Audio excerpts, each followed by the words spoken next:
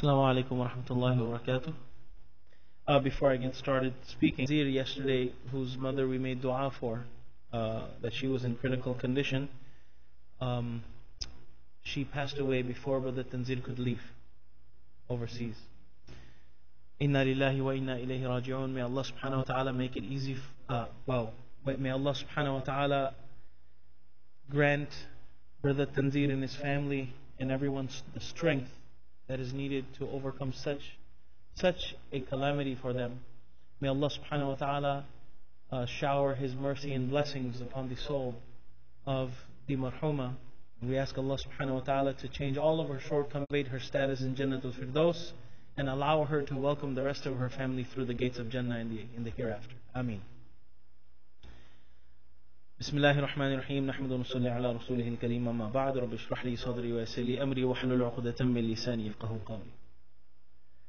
The second ayah in the chapter of Amr bil Ma'ruf and Nahi Anil Munkar that I shared with you was وَلْتَكُمْ مِنْكُمْ أُمَّةٌ يَدْعُونَ إِلَى الْخَيْرِ وَيَأْمُرُونَ بِالْمَعْرُوفِ وَيَنْهَوْنَ عَنِ الْمُنكَرِ. And under the explanation of this ayah, I shared with you the importance of understanding Amr bil Ma'ruf and Nahi Anil Munkar, enjoining good and forbidding evil, as something that is not an individual obligation.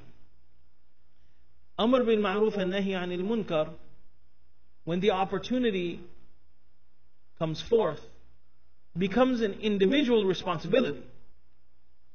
How you carry out that responsibility, well, that will vary. That will vary based on how much control you have over the situation, what authority do you have over the situation, based on who is the perpetrator or who is in need of that advice. Either it's Amr or Nahi, whatever the form of advice it is.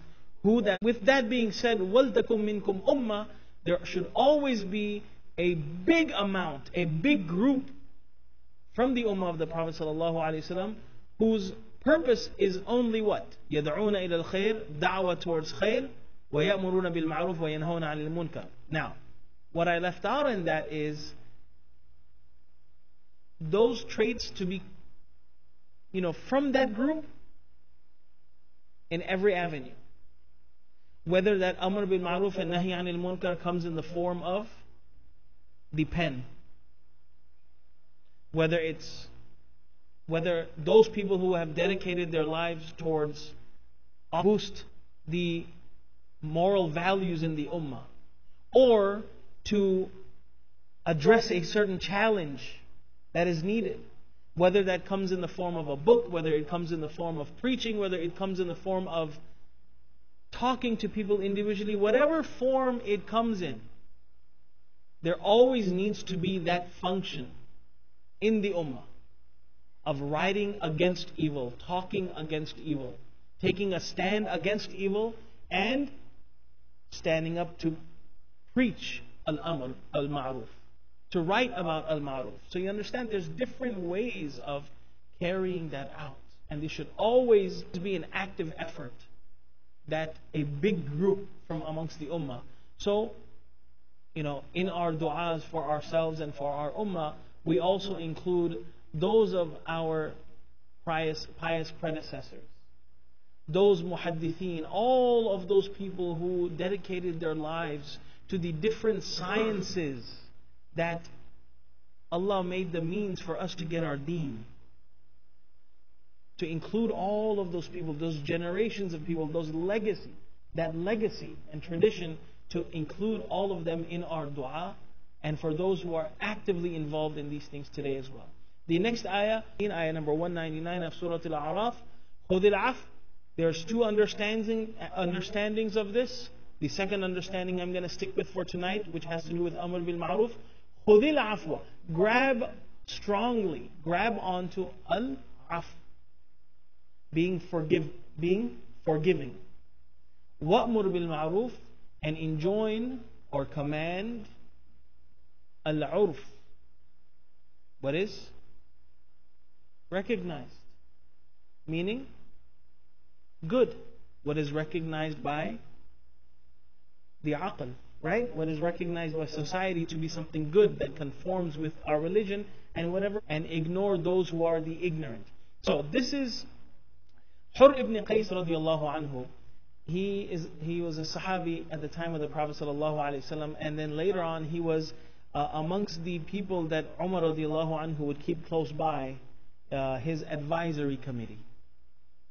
So Hur ibn Qais had a cousin who lived somewhere else, and whenever he would come to Medina, he would always visit his cousin. He would stay by his cousin. And once he came and he told Hur, he said, "Hey, you're close with Umar radiallahu anhu. You're so close with him. Next time you have a meeting, I want to come with you. I want to see. If you can get me in the door, I want to be a..." So Umar radiallahu anhu, so he asked Umar radiallahu anhu, and he's like, "Oh, yeah, sure, come on in." So whenever Umar radiallahu anhu sat down to convene his meeting, this cousin of Hur ibn Qais, he got up and he started addressing Umar radiallahu anhu, right? لا تعطينا الجزل ولا تحكم وما حكمت بيننا بالعدل. You have not done wrong. So he came with a personal issue, something to do with taxes in his village, and he came and he saw the opportunity to pounce on Umar radiallahu anhu. Hur ibn Qais said that Umar radiallahu anhu started addressing him and he got upset to the point where we thought, so Umar radiallahu anhu, he started getting upset, and as soon as they saw that Umar radiallahu anhu, like somebody gonna get hurt, Hur ibn Qais said, خُذِ الْعَفْوَ وَأْمُرْ بِالْعُرْفِ وَأَعْرِضْ عَنِ الْجَاهِلِينَ. He recited this ayah, and immediately Umar radiallahu anhu froze in his tracks, and he said, وَكَانَ وَقَافًا عِنْدَ كِتَابِ اللَّهِ.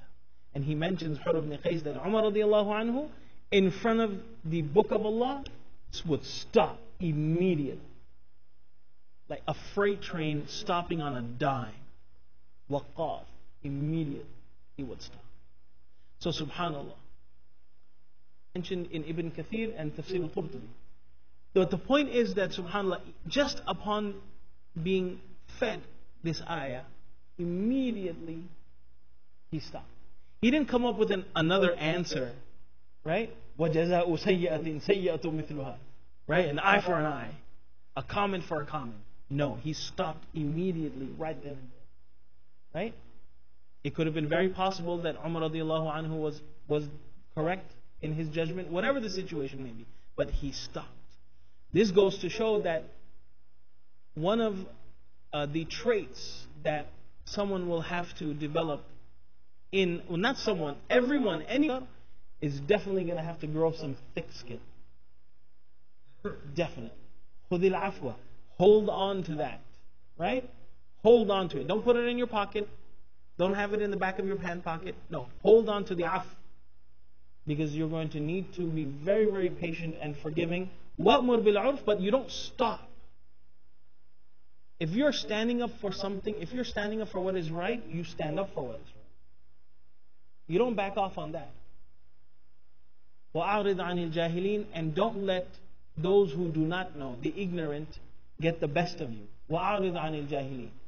Do i'rad from them. In other words, don't push them away. They're still going to be turning around and stay focused on the job. So to be very loving, merciful, and very patient. This is something that is a given when it comes to enjoining people towards good. So we ask Allah subhanahu wa ta'ala to allow each and every single one of us to be from amongst those who is committed to Amr bil Ma'ruf and Nahi anil Munkar. Jazakumullahu khair. And again, please remember Brother Tanzih's mom in our